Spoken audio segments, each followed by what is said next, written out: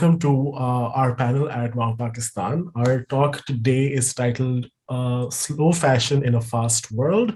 I am joined by a fantastic panel today, and we'll be discussing the issue of sustainability, but sort of looking at it at a more broader lens, including issues of rights and also in looking at it through the lens of a feminist issue, in the sense that women are, the ones that are sort of made to work longer, are made to work harder, and are obviously paid less.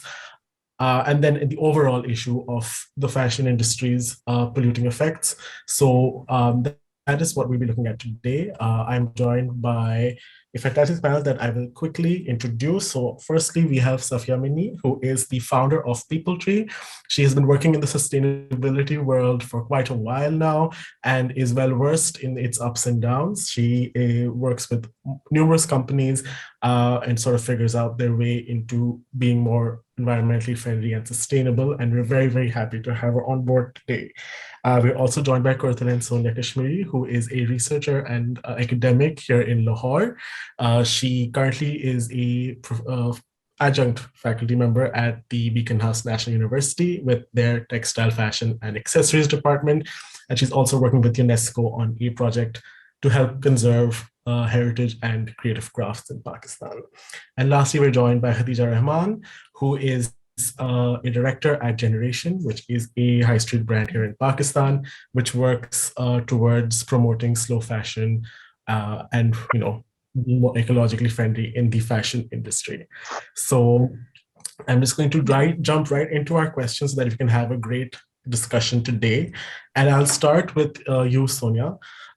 In your work, how have you seen the fashion industry change its outlook towards sustainability and slow fashion?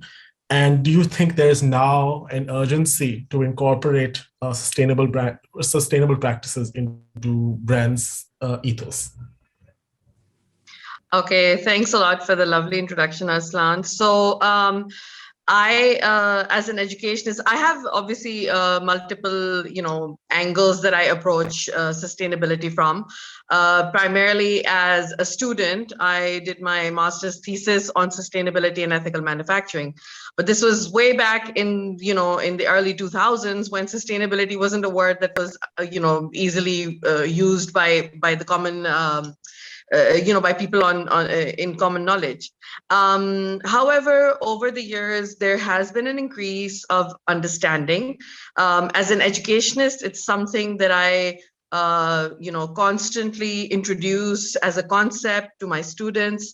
It's something that I personally have a lot of belief in, because again, given my background, education from my educational point of view, as well as just the general statistics that surround it. So obviously, as a backgrounder, the fashion industry is considered one of the worst culprits when it comes to contribution in terms of environmental damage.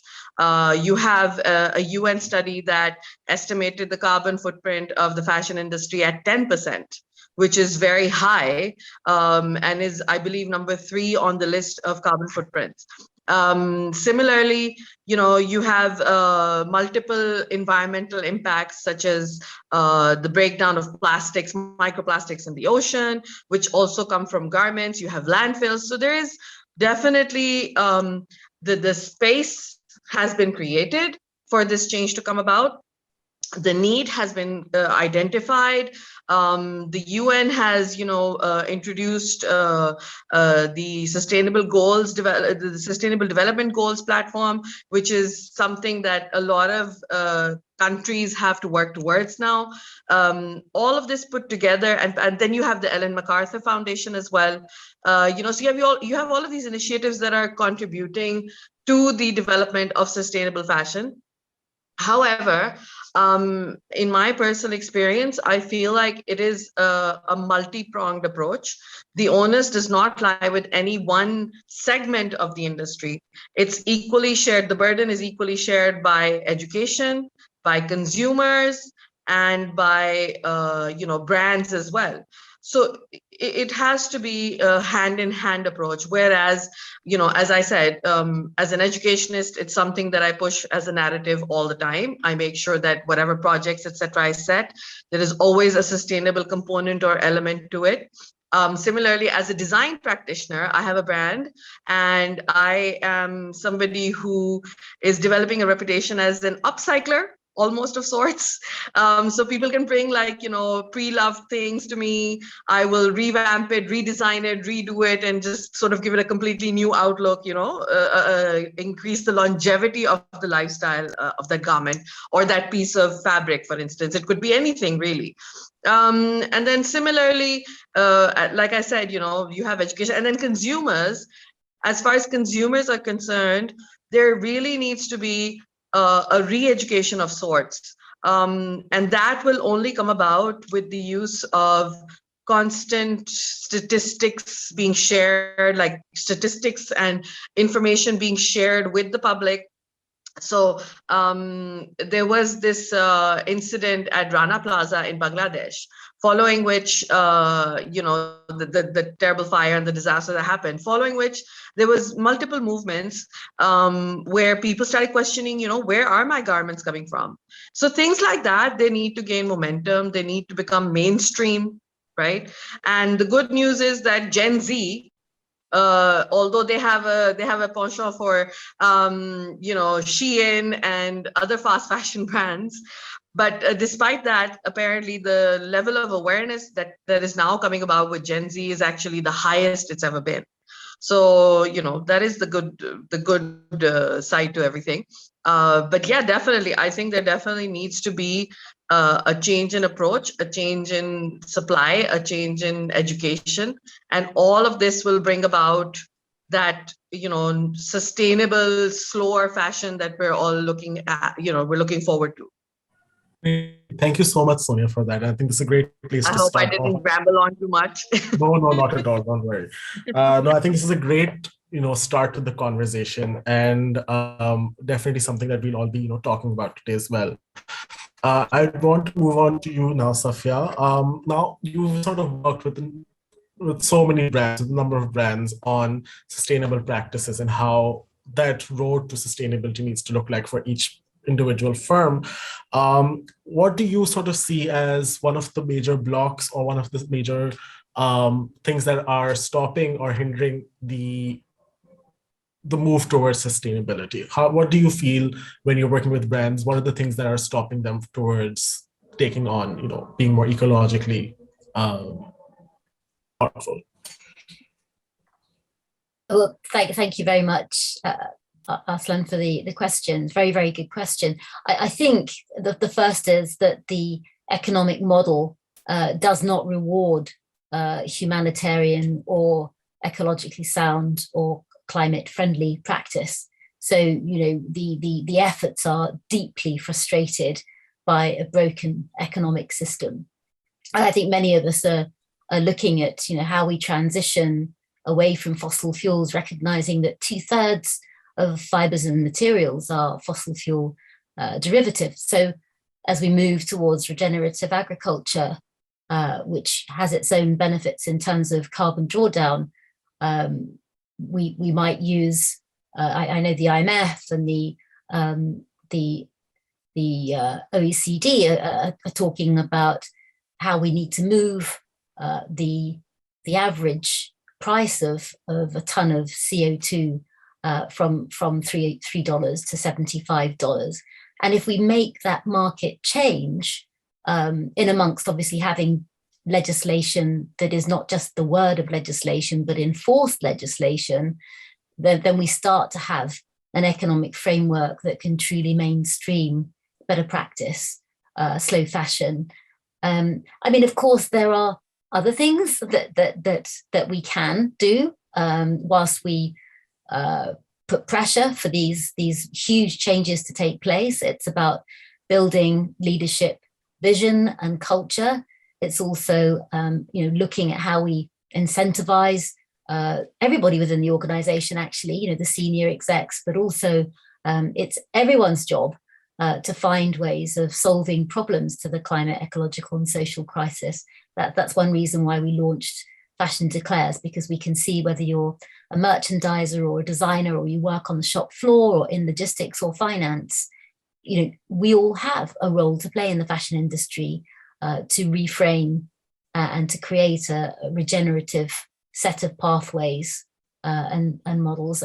And we need to deeply question these really thorny topics, those of degrowth, cutting fashion production by 75% to 95% so that the fashion industry can operate within planetary boundaries, as Sonia made clear. We cannot be responsible for what may well become 25% of greenhouse gas emissions by 2050.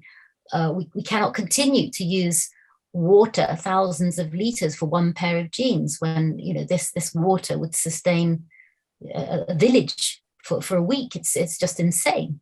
So I'm excited. I'm excited at this speed of change now, I think, with the school strikes, with Extinction Rebellion, with business people also. Now I'm one of the advisors with Business Declares a Climate Emergency. Really feeling frustrated that the speed of change is not enough, and that business needs to lead the way, but in a very, very authentic and very energetic way. Otherwise, we really don't stand a chance. Thank you so much, Safia, for adding in your perspective into this. Khadija, I'd like to jump towards you now. You lead a fashion house here called Generation, and Generation has long sort of been equated with slow fashion. What was the impetus, or what was the thing that led to Generation taking that move towards slow fashion, and how do you sort of continue that? How do you sort of keep slow fashion at your ethos, in this current age? Well, I guess, the business started over 30 years ago, so it wasn't intentional as such. There are lots of crafts available in the country, so it was just natural to just sort of collaborate with them. So we do a lot of hand embroideries, and even like the kind of machine embroideries we do that has a lot of craft element in it, because you need, like, the people who actually embroider the clothes, they're sort of like artists who are sort of, moving their frames. And then at that time, like, screen printing was also, rotary printing and all of those things weren't common. So we started screen printing, which is, other than, I guess, the steaming process, it doesn't use electricity and other resources, or very minimal amount. So I guess it just started with just sort of a love for craft and the fact that it was just available and it was just everywhere. So there was no intention of sort of embarking on this route of slow fashion. It was just embarking on this route of doing things that we, I guess, enjoyed doing. But now I guess it's come to a point where we obviously need to consider exactly where we're going. Even as far as like fabric is concerned, although we are a high street brand, and I know that in high street brands that obsolescence is built into the garment. And as a philosophy, we were just sort of against that, if you're making something, then it should just last in your wardrobe. So we try to use the best yarns and all of that. But that was just because that was something we wanted to do. But now that we've come to a stage where, with climate change, and the statistics are dire. So we have sort of gotten consultants and sort of trying to sort of formalize it more and sort of reduce our carbon footprint. And we're sort of looking at our waste and how we can sort of, we've done it informally in the past, but now it seems like more of a mission, and also because, time is of the essence. So now we've sort of made a line which will just utilize fabric scraps and making sort of different stuff out of it, and sort of measuring and reducing our carbon footprint and working towards water conservation, and reducing wastage. So I guess it was a natural process, but now we're sort of have a different lens the way we're looking at it now. Great, thank you so much. I think this next question is something that both Sonia and Safia sort of touched upon, and it's a question that I personally am very interested in myself as well. So Safia mentioned that the economic model of business currently does not favor or reward sort of being ethical in your production. And then Sonia sort of talked about how we need to change the way we talk about sustainability in the sense that the different actors involved need to sort of change, and we need to all sort of work together. And while Sonia definitely said that the onus doesn't really lie on any one party, and I think I'd leave this question to everyone. So who do you think, or what group or stakeholder in fashion, be it consumer, be it the business or the government or whoever else, who needs to take that first step? Because currently no one's taking any steps. And if you're talking about a broader global picture, like, yes, some companies are, but the bigger brands aren't, for example. Or, there's so many now more fast fashion brands. So who or what actors really need to act up, or sort of who needs to maybe pull their weight more in this category so that we can get the change that we want? I think the sustainability or the need for acting upon sustainability should be treated like the coronavirus. I mean, how all the countries are, everyone is sort of making an effort. It's not like, it shouldn't be a solitary effort. Like the whole, obviously the globe is affected by it. And the way they've sort of created awareness around the virus and sort of educating people how it sort of affects you and what you can sort of do about it. And they're in the best position to sort of educate and then act upon it and sort of have put requirements in place so that other people can sort of follow suit. Sorry, that was just a really bad answer this time, but I think I lost my momentum. But anyway, go on. No, that's perfect. I love that analogy. I think you're absolutely right. It needs to be as big as the pandemic. My only concern, having worked extensively in Bangladesh and other countries, is that so often we find, the garment factory owners are the brothers and sisters and friends of the government officials. And, there isn't any incentive to reduce margins, to reduce profits. And so I do wonder if it is, we know now that it's in the interests of the emerging economies to truly push for a carbon tax, to really push for craft industries and regenerative farming practice to get climate finance. It is extraordinarily immoral that the West has developed at the cost of the global South in terms of human rights, social justice, and climate justice. And so, I would really hope that there could be, a voice of solidarity, not just to pay workers and fairly and to a living wage, and to ensure that there is, proper safety standards in garment factories, but to go a lot beyond that, as we tried at People Tree too, to ensure that, if crafts could go hand in hand with a living wage, with rural development, with rural voice, with fair finance. So I really, I do hope that we can just really step beyond and emerging countries, the producers of clothing and footwear, can come together to make a really strong and solid ask of the buying community. And I think we're getting there. In Europe, we're now looking at the human rights due diligence. It isn't acceptable to pretend that brands are subcontracting and therefore shouldn't be responsible for the rights of the people that make their clothes. It's extraordinarily unethical and unacceptable. Sorry, I do feel very passionately about this and really decolonializing the fashion system, because actually that is the result. The current injustices are a result of the continued colonial project. Thank you so much. And the passion is what we need, honestly.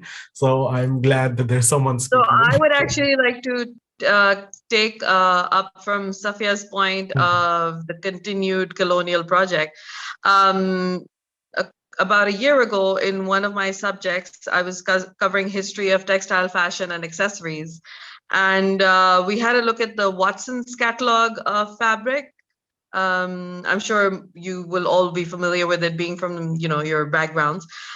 So we have an expert here in Pakistan who basically did her dissertation on that catalog. And one of the things that she mentioned was a real, turning point for me personally. She said that catalog of, fabric samples had been compiled by Watson and his contemporaries, because they basically wanted to take those, cuttings or those swatches back to the, back to the UK, back to Europe, and sort of, reproduce those fabrics, thereby rendering, local industries here in the subcontinent, rendering them useless. And this was almost, like, again, the whole the colonial project, as Safia mentioned. It was to break down the economy of this, this area. And the idea was that they would take those fabrics across, develop them, and then bring them back and sell them to the local population, which I personally found incredulous, because one of the things is that the craft that Pakistan has, the subcontinent has a lot of history and a lot of, like a lot of personal storytelling in it. So if you take just the one craft of Chamba Rumal, for instance, which is embroidery, and it has a whole storyline behind it, and it was something that was developed to give to a girl before, when she got married, and it was like a gift from the family. And that entire concept of a Chamba Rumal cannot be taken to another country and just, mass produced and brought back here to sell to the local population. It was a real eye opener. And to be honest, this is exactly what needs to happen to the fashion industry as well. People on the consumer side need to realize that fashion is it's not disposable like tissue. I often give the example of Shein, not to bash that brand in particularly, more than others, but I often give the example of Shein as a box of disposable tissues when it comes to fashion, the fashion equivalent of a box of tissues.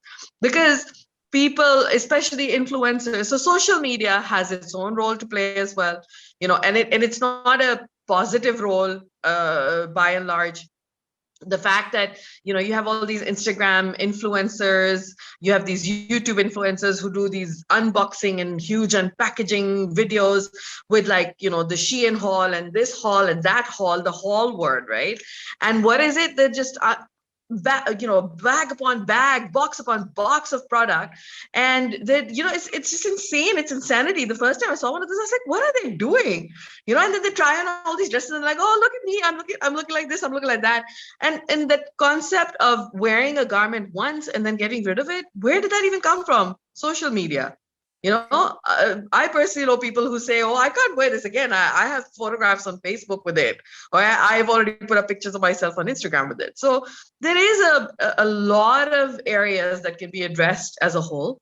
And there are people, I think, also stepping up to say that is a nonsense, and to, whether it's, famous celebrities now who are intentionally wearing the same outfit again and again on the red carpet, which is great to see, or seeing influencers coming out and becoming digital content creators. So there's a fantastic one there's several in the UK, Venetia Lamama, and really putting together with a great deal of creativity the stories as to why we need to care about our fashion, how we repair, how we recycle, how we continue to wear the same small outfit, and to really bring home this message that we need to be, buying 2 new items a year, not 20 or 30 or 40. So I think it's, it is interesting because, we gradually we are becoming more aware, and we're realizing that each of us in our various roles have an important place to promote this awareness of what a sustainable what a sustainable lifestyle really is. Oh, absolutely. And I think the the way that things have changed is incredible. Like you're talking about how, we should buy clothes maybe once or twice a year. That's something that I would hear from my mom. She'd be like, oh, we only used to buy clothes around Eid. That's when we get new clothes. And I then we am like your mom, of course. So the way things have changed is incredible. I remember from when I was young, we didn't used to buy clothes every time we went to the mall, for example, but things have changed rapidly. And I think that's sort of where, now that this topic has now been touched upon, where social media does play a major role. And sort of we see with, I think, I do pin a lot of hope to the new generation, Gen Z generation, because while they have grown up in a lot of excess in the sense of production and in sense of the clothing they wear, they also are very socially aware, and they have great platforms to be socially aware on. How do you see the role of sort of the platforms we have, for example, Instagram, TikTok? Do you see that they are active players in controlling the type of messaging we have around sustainability or the environment, even in general? Or is this something that needs to come with force from, the influencers we have on social media platforms? Maybe, Kortalen, if you could take a stab at that, sort of. Sure. Yeah. So as Safia already mentioned, that in Europe, this has gained momentum, and there are a lot of digital content creators who have been talking about slow fashion, celebrities, as she mentioned, royalty. Even royalty repeating their outfits now, which for the European our European counterparts, royalty is actually the end all and be all when it comes to trends, etc. So I mean, yes, there is a start in the right direction. It does need to gain momentum. The thing that I find heartening, because as an educationist, I'm getting to interact with young kids, right? So for me, the thing that I do find refreshing is that concept of cookie cutter, or emulating somebody, is actually going away with this generation. They're reclaiming an independence when it comes to taste. They're reclaiming an independence when it comes to lifestyle. And that, I feel, is actually that ray of hope that, at least for me, it's heartening to see that. The fact that they're reclaiming that independence means that they do not conform to all of this excess, like you mentioned, the excess of production, the excess that we've seen.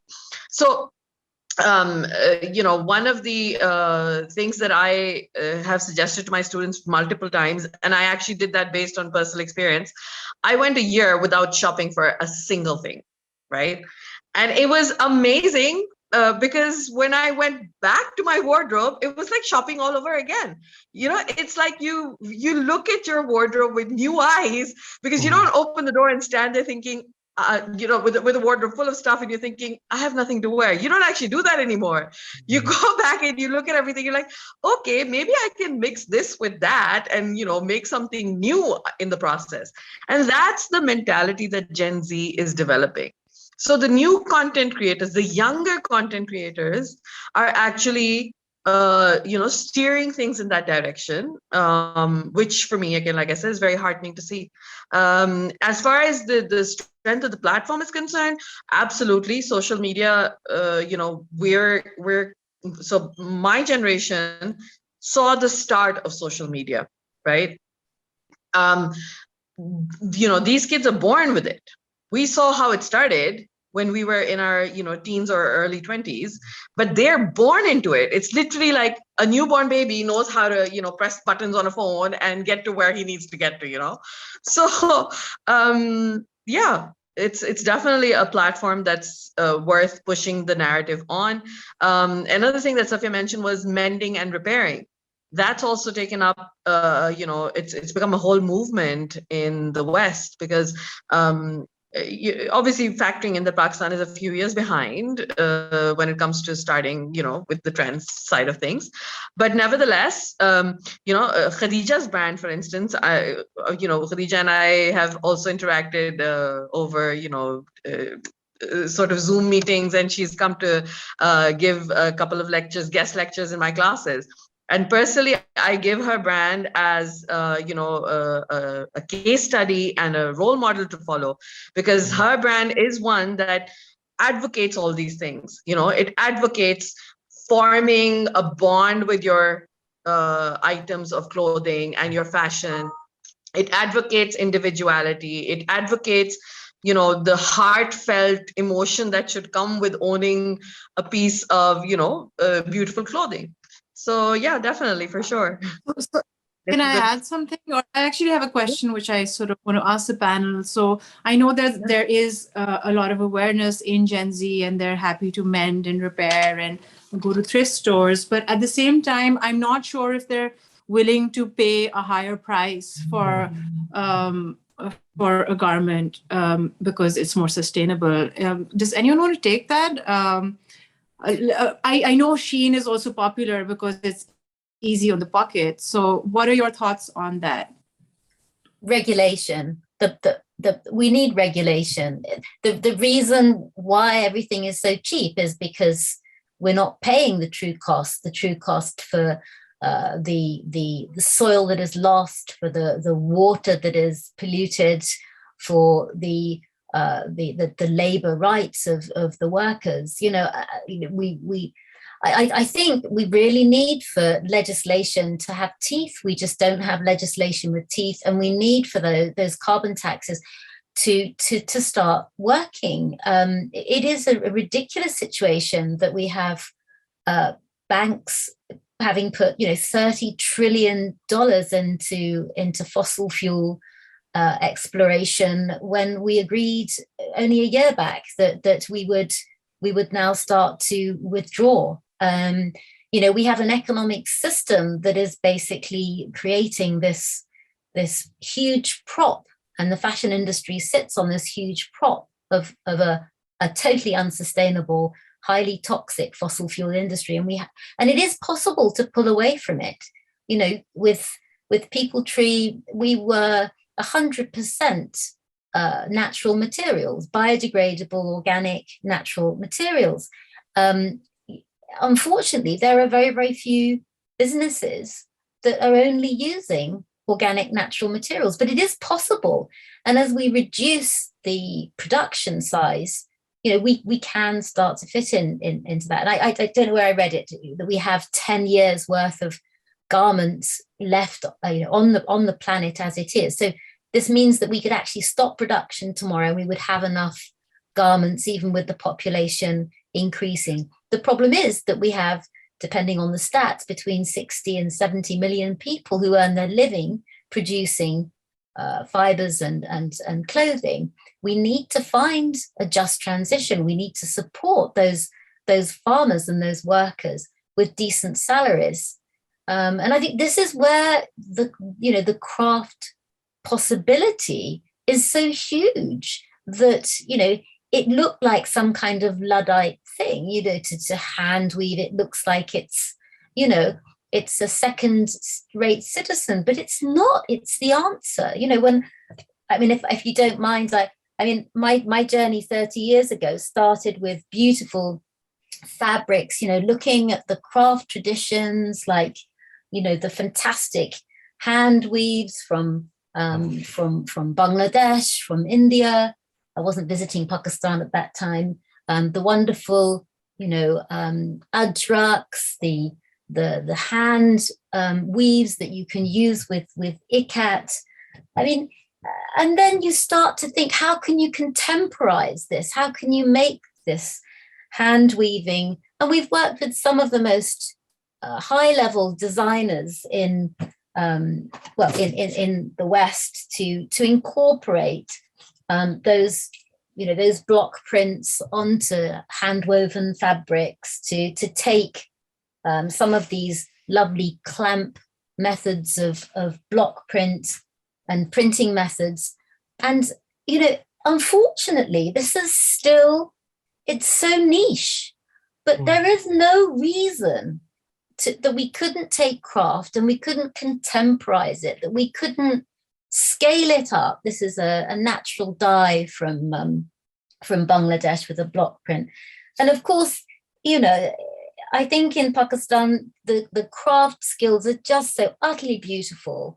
And with the climate also, it's possible to wear natural materials. It's so comfortable, isn't it, to wear natural materials? You know, this is a silk that's hand knitted into a cardigan. And this is a hand knit from Nepal, from a fair trade group, into a little sweater. And I do think that we've just simply we look at, say, a Naqshband, and we know that traditionally it had significance, but we simply need to wrap our heads around how climate finance and some support for crafts and artisans to truly mainstream it at the same time as paying living wages to these artisans in rural areas.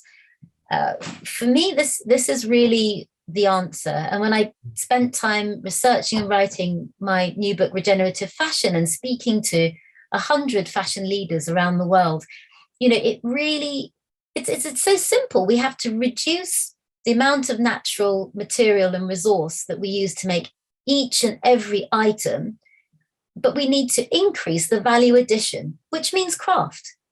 And I don't know, what do you think? Because clearly, Kaja, you're doing this at scale in Pakistan. I would love to come and see what you're doing. Are you finding that the market's very receptive? Can you also export these products? The market being the local market or the international market? Local. Well, I would love to know about both. If you could tell me what your experiences are. Well, I think I don't think they like the product from a sustainability angle. I think they like the product because it's something that they connect with, and because craft is sort of very pervasive in the region. So it has maybe a lot of nostalgia. And I mean, even the quality is completely different. The way hand embroideries are so soft and, all of that. So, but I do think there's sort of like an older clientele for our hand embroideries because they're more expensive. So that's why I sort of asked that question that, I know there's awareness in Gen Z, but would they be willing to pay a higher price point for it? Because in Pakistan, I'm not talking about fast fashion per se, that people are sort of limiting the workers' rights, but I'm also talking about how, for example, if you make a product which is like a product which does sort of give a living wage to the people who've made it, and then you make an organic product with other things, like it will always be more expensive. So that is something. I mean, actually, I was reading this book by From Cradle to Cradle, by which you must have heard of, Brangot McDonough, and they said something really interesting. They said, we look at fashion very superficially, or we look at being sustainable very superficially, of how we can sort of, cut out certain processes or add certain processes, but we're not sort of looking at sort of changing the whole thing. And if we do look at completely sort of breaking it up and starting all over again, it should actually be cheaper. So that is, I think, something which generally people are not talking about, because organic fashion or sustainable fashion is generally considered more expensive. And that is one of the biggest reasons why it's taking a little while for people to sort of catch on to that. So, and sorry, you were asking about the demand. So the demand in the local market is there, but like it's an older age group and they prefer to wear like their kurtas and shalwars. So I would think that internationally, like I know that the expat community is sort of interested in dressing up, in their regional clothing, but they would like dressier fabrics, or, because they wear them at special occasions, or like Eid, or like other festivities. So right now with the silhouettes and all of that, I feel that as far as the international market is concerned, we don't have a demand. So I wonder if there is an opportunity around the storytelling that, one hand loom for a year will, if as compared to power loom, would save 1 ton of CO2. So if you say a hand weaver through his livelihood is actually reducing the carbon footprint by saving that 1 ton of CO2. And if we then start saying, right, well, hand-woven fabric is a decarbonizing fabric. If you switch 1% of fabrics worldwide to handloom, suddenly you create incredible social impact with the millions of hand weavers globally, not just in Asia, but also in some of the African countries. And you start to have an energy marker for that ton of CO2. So I think we understand, those of us who've been working in sustainable fashion, that we need to start counting the true environmental cost, the true climate cost, the loss of live matter in the soils that is really going to result in the most profound droughts and loss of staple foods for many of the regions of the world. But I think working with the new economics discussion and debate really helps to bring this forward, and you have such experience as a practitioner. And I think I just wanted to sort of add a point from last year's discussion. I'm sorry, I'll get right back to you, Sonia, as well. That's fine. Like when Amne sent across the link, and I was listening at this one point where I stopped and I was like, okay, this sort of is a different way of looking at things. Is when we talk about fashion versus style. Fashion is we've sort of instantly connected to being trendy. Where, okay, if I'm wearing this, it's fashionable this season, I'll throw it out next season. But if I look at it as my style, as my personality that I wear on the outside, then that is how we sort of change the perception of how we buy things. Or, I can't throw my style out just because the weather's gone up 5 degrees. But fashion is something that we've sort of instantly is now connected to, oh, this is disposable, like you said, disposable tissue boxes. So that's sort of the paradigm we need. So I agree with that point that you just raised, and that's exactly that links in and ties in with my point about Gen Z reclaiming their individuality, because as Khadija's question was geared towards them, she's basically trying to gauge whether they'd be interested in following through with the sustainability angle. I think another thing that we can push, in addition to what Safia said, is the craft person and how they make, a decent livelihood off the back of slow fashion. So again, a brand like Generation is really well positioned. Actually, in our last interaction, Khadija shared some video content, which I am completely awestruck by, and I am so impressed by, because she did these segments which were like the journey of XYZ. So XYZ being any handcrafted item of clothing, right? For instance, I'll just off the top of my head, an ajrak kurta.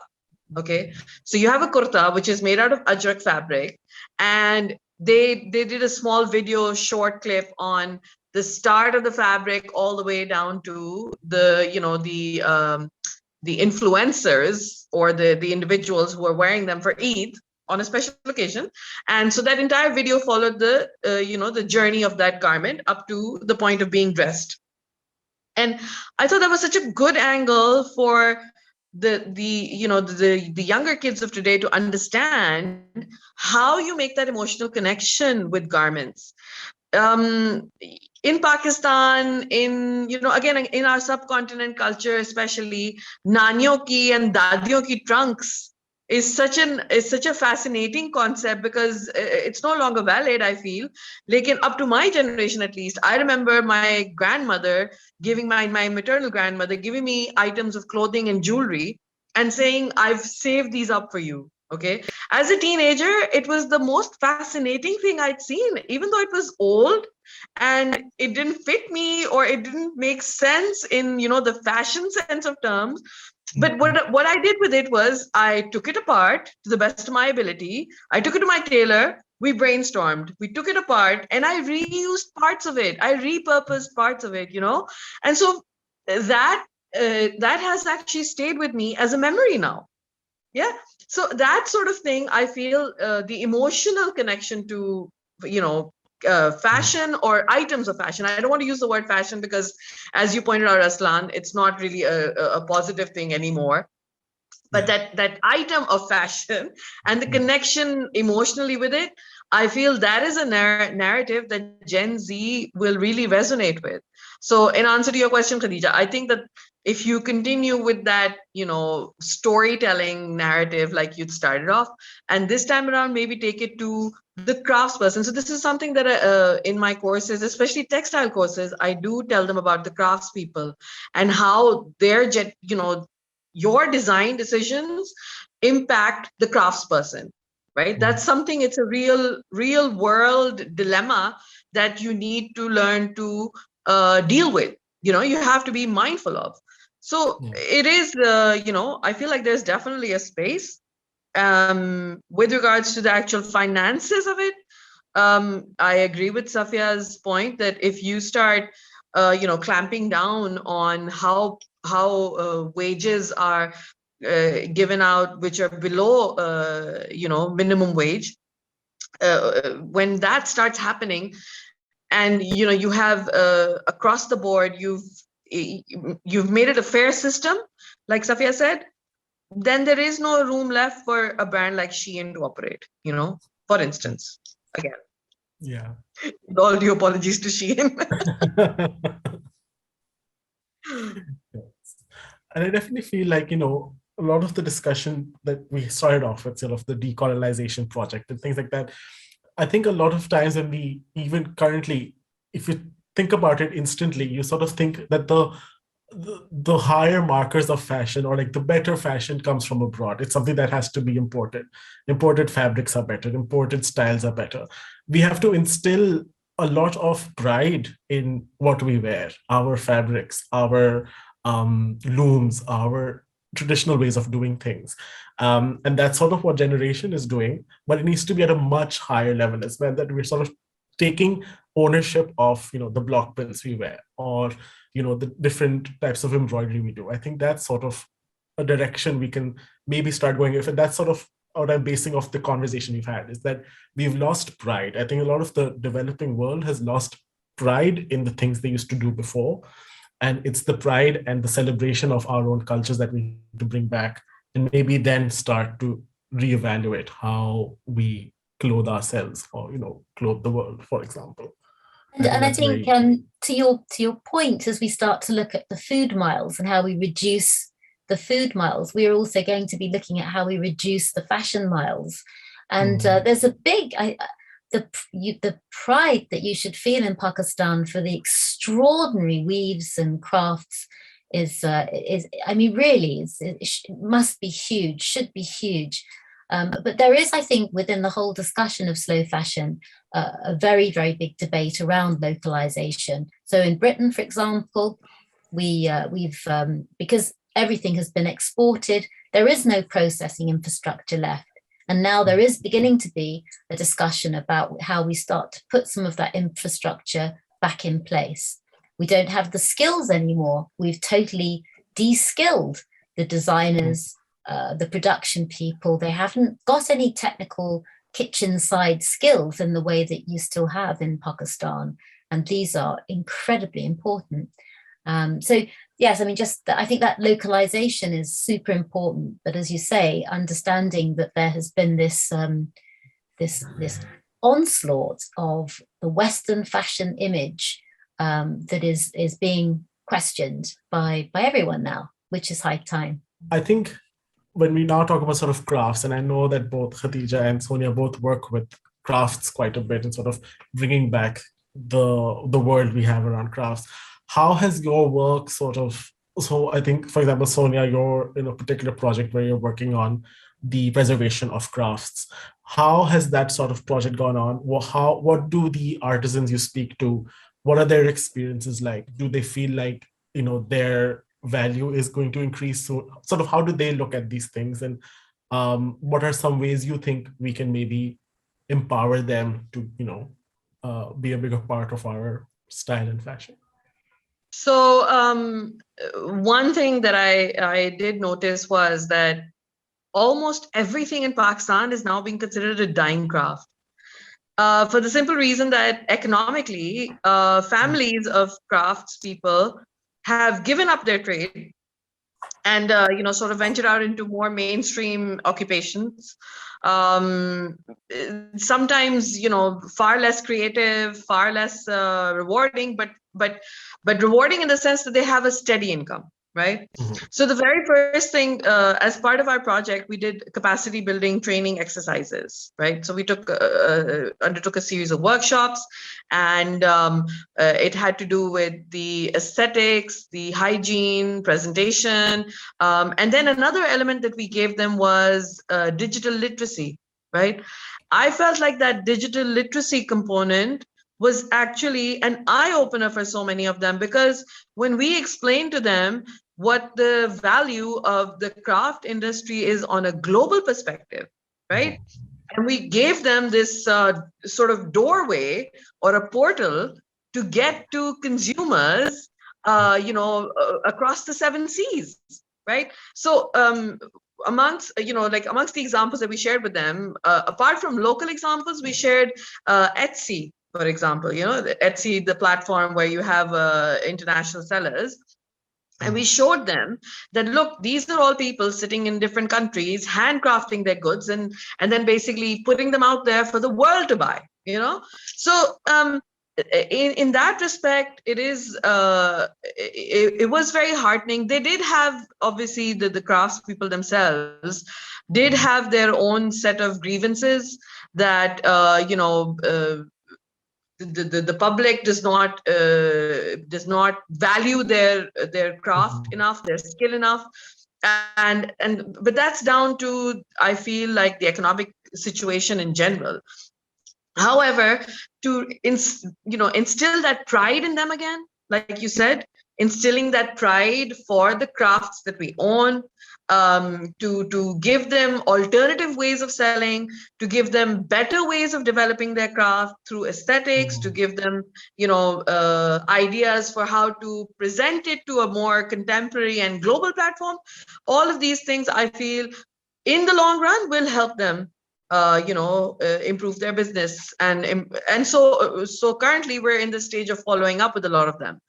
And I'm personally in touch with a whole group of artisans based out of Bahawalpur and Multan and Uch Sharif, which is south of Punjab, and then a whole group of them based out of Sheikhupura and Gujranwala, which is the central side of Punjab. So, I mean, we're following up with them. We are obviously, trying to push them as well, keep them motivated, which is part of the, the exercise. But yeah, I mean, I'm personally going to be very keen to see what the overall outcome is after this set of exercises has been followed through. That's great. And Khadija, how about for you when you sort of started off Generation? Not when you started, but now that you work with Generation, like, how has that experience been? The artisans you work with, how do you sort of empower them, and what are their own sets of, and you're on mute, Khadija. My children are making a lot of noise. When you go to villages, a lot of women have this concern that they want to sort of leave their local craft or their the embroideries that they've been doing, because they think that they won't get the right payment for it and they won't get a fair wage for it. So that's a primary reason why people want to sort of move away from it. And the other thing is obviously that you need to not just get one project or 2 projects, you need a stream of work so that, you have an income coming. And we are working towards making sure that the person at the end receives a fair wage. And I mean, we are working with people in the middle, but the kind of problems that people have that, they don't have their ID cards, and so they don't have bank accounts. And a lot of these places, they don't even have mobile phones, or, they don't have data on their mobile phones. So you can easy pass up their payment to them, or you can do Jazz Cash, but you can't if they don't even have mobile networks. So it's really hard. And a lot of these women actually don't leave their homes because they come from very conservative societies. So a friend or someone goes and gets some work and brings it to their house. And if you wire the money to their husbands, they're not okay with that, because then the husbands actually stop giving them money, because they're like, you're earning money yourself, so I don't need to give you money. So I'm just saying we don't really talk about this, but this is something so important in how we can actually make sure that the person at the end does receive the fair wage. And there is that sense of transparency, which we're sort of trying to work around. So that is something I thought that might be interesting. So I just shared that. No, definitely. I feel like there are lots of socio-economic issues and now digital issues as well, that we don't sort of talk about. These are other intersectionalities within the larger, discussion of how destructive things like fast fashion are. So I think having those discussions are important, bringing them up are important so that we can sort of figure out what are the steps forward that we can take. So currently we're sort of right at the tail end of our discussion. And I think I just would like to know from all of you, just to sort of end this discussion, is how do you see the next steps going? And from your own, either an overall one or something that's particular to your area of expertise, where do you see or how do you see the next steps going? Because as we've established in the beginning, we don't have a lot of time and we don't have the stakes are stacked against us, right? We know that there's a lot of pollution happening in the fashion world. We know that there's a lot of fabric being produced, but we don't have a lot of time. So how do you see the next steps going? What would you like to see happen maybe? And how can we sort of move forward? Because we've had a lot of discussions, and broadly, I don't just mean this one, but sort of what are the next steps of action that we can take? So I think firstly, when I traveled to Pakistan over a year and a half to work with some of your brilliant fashion designers, Munib Nawaz and Mahin Khan and Sonia Battle and Pinktree, Jean, etc. What was surprising to me is that there is no fair trade community in Pakistan. There is in Bangladesh. It's a very healthy community, and as there is in Nepal. And with this community, there's a lot of shared best practice, and also the build-up of supply chains, for example, for organic materials, so that not only can the local domestic market be strengthened, but also any export can also be actioned. I would hope that setting up a fair trade initiative within Pakistan would be a really strong start. I would really hope that an initiative like Fashion Declares, which is a fashion industry-wide global initiative that we started here just 2 weeks ago, would welcome people from the fashion industry, from all levels in the fashion industry, to sign up to the 5 commitments, to create a fashion system, to share best practice, and a really bold, ambitious, radical action towards decarbonizing the fashion industry, to delivering social justice in the fashion industry, to switch from synthetic fossil fuel fibers to low impact regenerative systems, and the circular economy that we've discussed, and a system that has governance and transparency. So I'm hoping that people listening to this who are in the fashion industry will join Fashion Declares to learn. It's an educational platform. Doesn't matter where you are, you can sign up and join these webinars and learn about the future of creating a regenerative fashion system. But I think I love the passion, having worked with crafts for the last 30 years. For me, there's nothing more incredible than working with these highly skilled artisans and farmers. And I would hope that we truly respect their wisdom and their stewardship, actually, of so many of the solutions that we need to survive. Thank you very much for inviting me to join you today. Sonia, would you like to give your final thoughts? Sure. So for me personally, I think it does stem from education. Okay, educating the consumer, whether it's through government channels or official channels, whether it's through social media, or other kind of alternative contents. It's about educating the consumer. It's about educating brands. It's about educating, the design talent that's going to come out. I'm very, very optimistic and hopeful that the next generation that comes out will, like I said, Gen Z, I'm pinning a lot of hope on them. I know I can understand that this might come across as a little incredulous to some people, but because I interact with them on, a regular basis, I feel like that's the only way forward, is to educate them and to make them understand the repercussions of all the choices that they make, which for us, our generation is learning those repercussions in hindsight. I personally, as a consumer now, regret every single pair of, denim jeans that I bought just because. Oh, so, tattered jeans are in, I'm going to go and buy, 5 pairs of them. Why? I could have just bought the one pair. I could have taken my old ones and tattooed them myself, So it's that kind of mindset. And like I said, that 1 year of no shopping was actually the best thing I did, because it has taught me to appreciate all the things that I do have and learn to live with them, learn to love them, learn to, repurpose and refresh them every single time I see them now.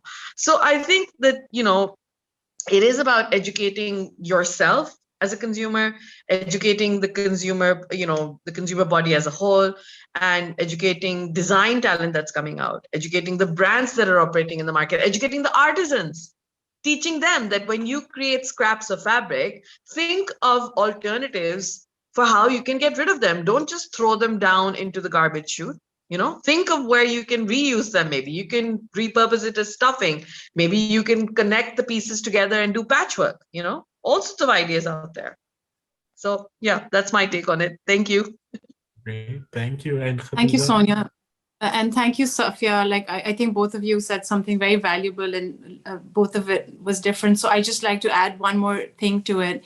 Considering that Pakistan is exports 50% of cotton and cotton products. So I think that is something really important as a country that we can look at, because the problem with cotton is that it uses up too much water. So if the government can create incentives for farmers and educate the farmers on how they can have better practices where they use less water, I think that'll be, if we're talking about Pakistan, that'll be really valuable, thinking we have a huge water crisis.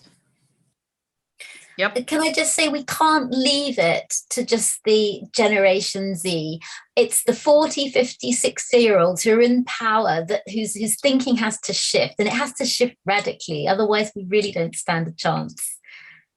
Oh, absolutely. And I think that's a fantastic note to sort of end our discussion on. Thank you all for, giving your expertise, and in some places taking the conversation on yourself. I really appreciated the bouncing of questions you had within yourselves, but thank you all for joining in.